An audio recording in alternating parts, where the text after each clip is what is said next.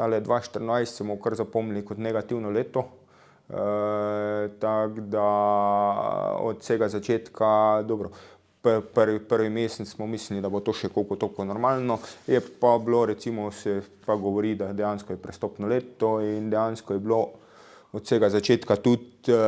v sadjarstvu so bili problemi, tudi na naši kmetiji so bili problemi. Teda začelo se je, bom rekel, suhim vremenom, potem je bila tista pozeba, ki je bila,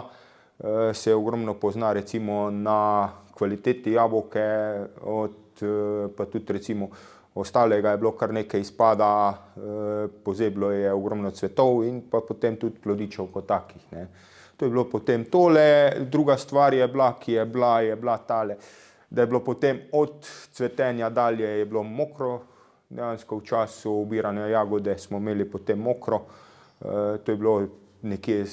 sredi maja pa do konca junija je bilo tudi skozi mokro, skozi so bile padavine. Potem je prišlo tisto, enih par dni notri vmes je bilo malo lepšega vremena, smo se že opomogli, kakorkoli tudi rekli, etole, te bo se malo k seji prišli. Je pa potem spet, etole,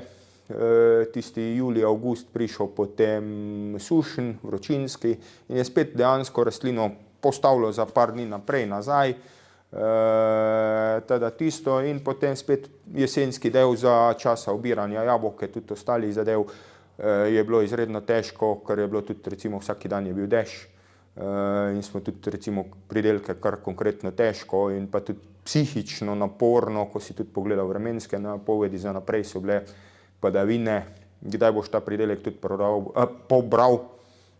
s hladilnico spravil pa vse skupaj, tako da je kar